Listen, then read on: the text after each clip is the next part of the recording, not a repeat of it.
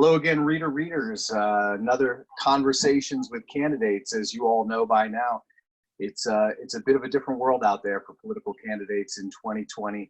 What started out as hitting the trail and knocking on doors has now moved to a digital campaign far and wide as much as we can do.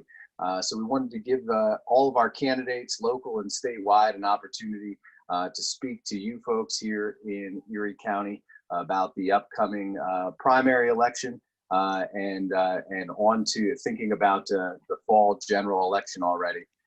As you may or may not know, the governor has signed into order a change in the primary election. So we will be headed to the polls on June 2nd. We'll talk more about that in a little bit, as I encourage you to get your mail-in ballot taken care of so that you can vote from home no matter what the situation is on June 2nd. But without further ado, I want to introduce our guest today, Michael Lamb. Michael is the city controller for the city of Pittsburgh in Allegheny County, and he's got a long history of financial oversight and really strong governmental experience that he's bringing into this campaign. He's involved in a six-way primary for the Democratic nomination to be the party's nominee to become the next Auditor General of Pennsylvania. Michael, thanks so much for taking some time and joining us here tonight. Yeah, thank you. Thanks for having me. It's great. Talk to me for a little bit. I want to come back to your experience, but talk to me a little bit. This is not your first campaign. This isn't your first rodeo, but this certainly has to be a different campaign, unlike any other that you may have run before.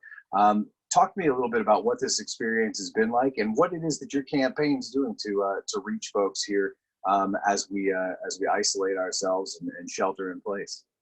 Well, no doubt, this is the strangest campaign that I have ever been in, just that we were just getting ready to be in that really high visibility stage of the campaign when this hit. Up until that point, as you know, I was traveling across the state, corner to corner, in some cases on a given day, talking to voters, talking to influence leaders, talking to labor unions and Democratic Party officials and elected officials, that sort of below the radar part of the campaign for months and months. And then all of a sudden it's come to a screeching halt.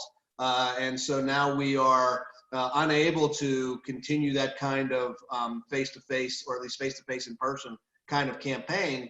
And so we're relying now on the digital and other ways of reaching out to people, primarily through social media, through our email campaign, and through other efforts. But it really has changed the way we campaign. As I mentioned to you earlier, I hadn't heard of Zoom before, a week ago, and I've been on Zoom 5 or 6 times in the last few days. So it's really just reaching out for voters in new ways. It's still the same campaign. It's still reaching out to people, letting them know who you are, persuading them to support your campaign, but you're just finding new ways to do it.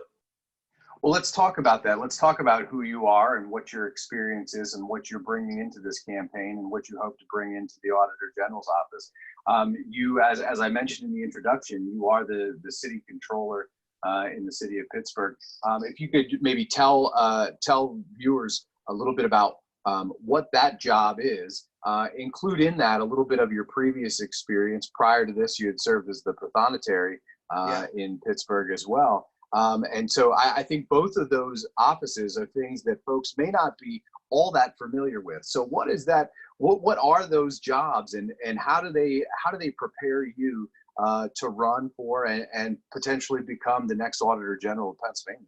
Well, as you said, for the last 12 years now, I've been the city controller in Pittsburgh. And so like the Auditor General, it's been my job every day to watch spending, protect taxpayers from fraud and waste and abuse of tax dollars. So it's the job that I do every day. And it's really that job that the most important part of that job is being that first line of defense against public corruption, just like the Auditor General is for the Commonwealth. That's what I do for the city of Pittsburgh. So we're doing many of the same kind of things. We're doing the audits, we're doing the reports, we're doing the various reviews that we do. And so it's a very similar job to what the Auditor General is. And And, when I started in Pittsburgh, I think you know the story about Pittsburgh. I mean, when I started here, the city was near bankrupt, but we were able to make some very significant recommendations financially to the city at that time, including what we should do about our pension fund, which was about 25% funded at the time. Our long-term debt, which was close to $1 billion at the time.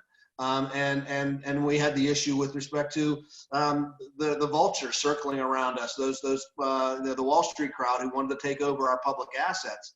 And so we made a number of recommendations, including being more realistic about our pension fund, and getting serious about long-term debt, trying to put controls into how we borrow, being more responsible about borrowing. And fortunately, we have really turned a corner in Pittsburgh. What we did, because we had the Wall Street crowd trying to take over our assets, I led the effort and convinced the majority of city council not to sell our parking assets and instead take some of that revenue and direct it to our legacy costs. So we were able to bolster the pension fund and pay off a lot of that long-term debt. So today our pension fund is about 60% funded. Well, maybe not today after last week, right? But but we are a pension fund that is now growing. And our long-term debt has been cut in half. And as you know, last year we left Act 47 status. So we're no longer a distressed community in the Commonwealth of Pennsylvania. And that's important to know. I mean, because that record of fiscal responsibility is something that I've always had through my whole career in public service, even going back to my days in the Pathonetary's office.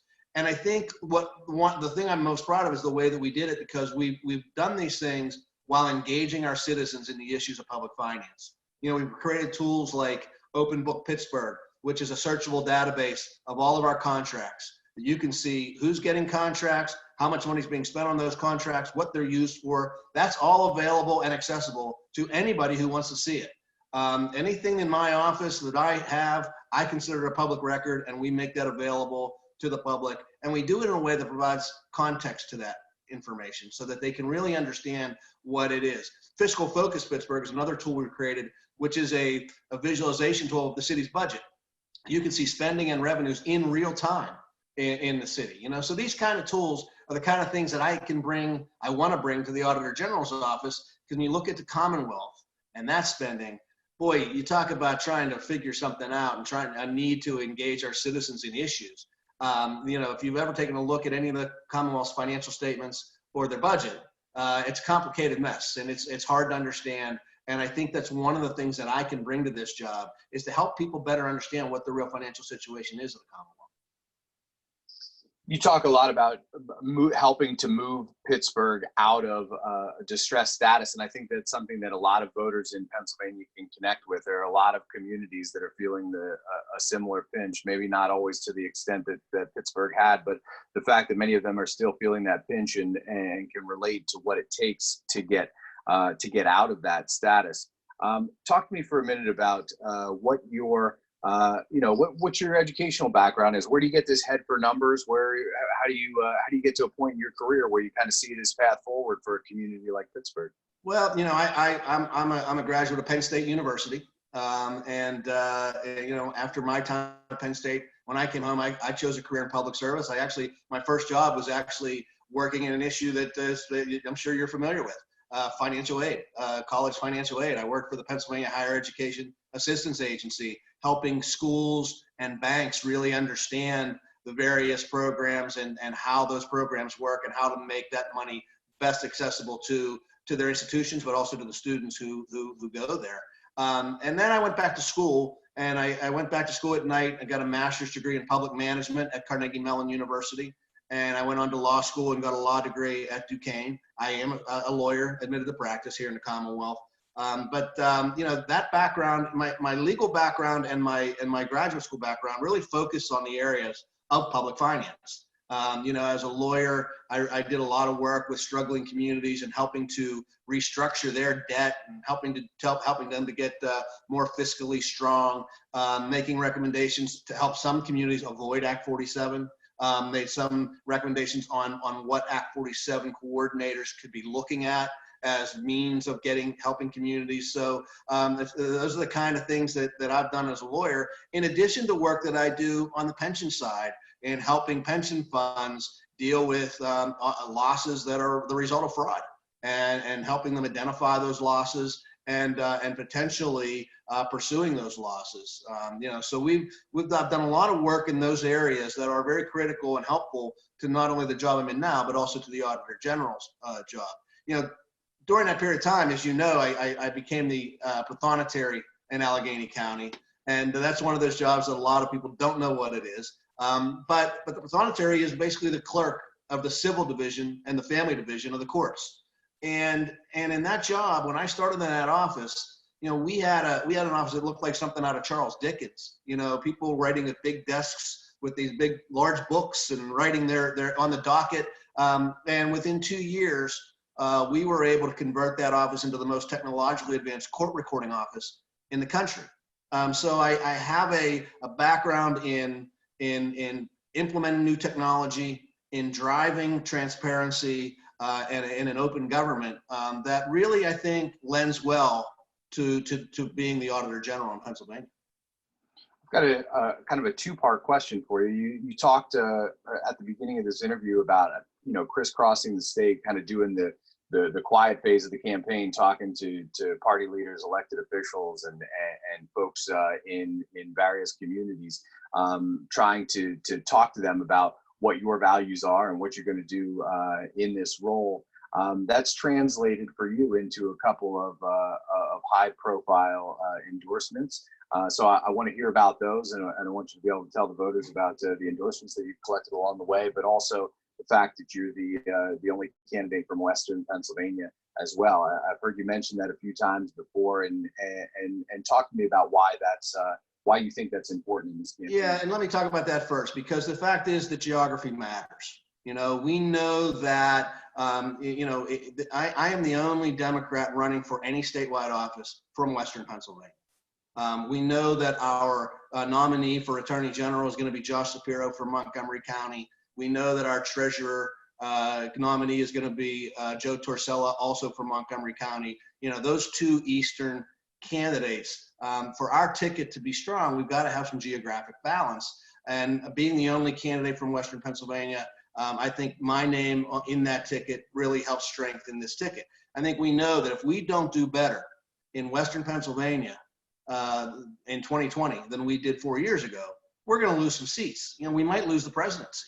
I will tell you that we'll definitely lose some down ballot races. And those are some of the races that I worry about. I know that if I'm on that ticket, I'm going to be able to help draw out some vote in some races where it's going to be critical. I think about my neighboring state senator, Pam Iovino, and who's in a very tough race. We'll be in a very tough race this fall. She's running after having won a special election. She is the #1 target for Republicans in the state Senate. And I know that if I'm on that ticket, that we're going to help. That's going to help to draw out Democratic votes in her district, and we're going to be able to help her win. I think that's true for some of our state house races as well. So I think it's important. That geography is very important. And as you know, when I entered this race, I came into this race with the support of a plethora of Western Pennsylvania elected officials, including the leader of our state Senate, Jay Costa, the leader of the state house, Frank Dermody, our local county executive, Rich Fitzgerald, of course, Mike Doyle, my congressman, and he's not my congressman, but I do know Congressman Connor Lamb, who also happened to endorse my campaign, thankfully. It would have made for a difficult party, family celebrations. But in any event, having that kind of wind at your back to kick off, along with numerous other elected officials across Western Pennsylvania, was great, along with a lot of organized labor from Western Pennsylvania. But since that time, we've been able to really expand it across the state. In fact, I was endorsed by Jim Kenney, the mayor of Philadelphia. I've picked up the endorsement of the Philadelphia firefighters. I've had the endorsement of the former controller, like I am the controller, Jonathan Seidel in Philadelphia. So having a lot of support in the East, along with in the West and across the rest of the state. We picked up big support in the middle of the state, in the Lehigh Valley, and in northeastern Pennsylvania. So, it's not just Western Pennsylvania, even though having that Western Pennsylvania candidate, I think, is critically important. Before we wrap up, why don't you tell folks how they can find you online? This is a digital campaign at the moment, at least for the next couple of weeks. tell folks where they can find you and what the best way to access your campaign might be. Yeah, so the best way to find out more about the campaign or get involved in the campaign is to go to www.lambforpa.com. So it's just lambforpa.com, LAMBFORPA.com. Is the best way to get a hold of us. You can go on there. You can read through our information. You can sign up to be a volunteer to make sure that you're on our email list, and then we'll continue to be in touch with you. We are right now on email. We're in touch with over 20,000 people on a regular basis through our email campaign right now, and that list continues to grow. And we're focused a lot on that. But we're also on our social media presence. You can follow me at Michael Lamb on Facebook. You can like us there, and that'll keep you in touch with the campaign. Or follow us on Twitter, at Lamb for PA, or at Michael Lamb PA on Twitter. So you can follow us any of those ways, and we are pretty active on the digital front right now, as we have to be. So. Michael, thank you so much for your time tonight, and I also want to thank you, as I do all candidates, for jumping into this race. As I said, you're not a first-time candidate, but the decision that you and your family have to make to take the leap into any race, and especially for a statewide race, which can be taxing, both financially taxing and in terms of time and the effort that you spend. Pennsylvania is a big terrain. And I'm wondering if in your time going corner to corner in the state, if you've got any great stories, great takeaways, maybe where's the best cone of ice cream at the county fair circuit? I'll tell you what, I've really learned, and I've known this for a while, but I really came to know it this year, that there are some great small towns across Pennsylvania. And just beautiful, beautiful places. I mean, my wife and I were out in the Lehigh Valley 2 weeks ago. We spent some time in Bethlehem. We spent some time in Easton. I mean, beautiful, beautiful towns that I've really haven't been around a lot. And so, to see that and to understand those communities, who like Pittsburgh and like Erie have gone through their struggles. But still maintain just a great sense of community and are just beautiful places to visit. Of course, as you know, I've been up to Erie a bunch of times and enjoy my trips up there. We'll be spending a lot more time up there, I think, in the spring here, both because of the campaign, but also because my nephew is playing baseball at Mercyhurst. So hopefully we'll get up there to see a couple games. But if they do come back and play again, which is still very much in question.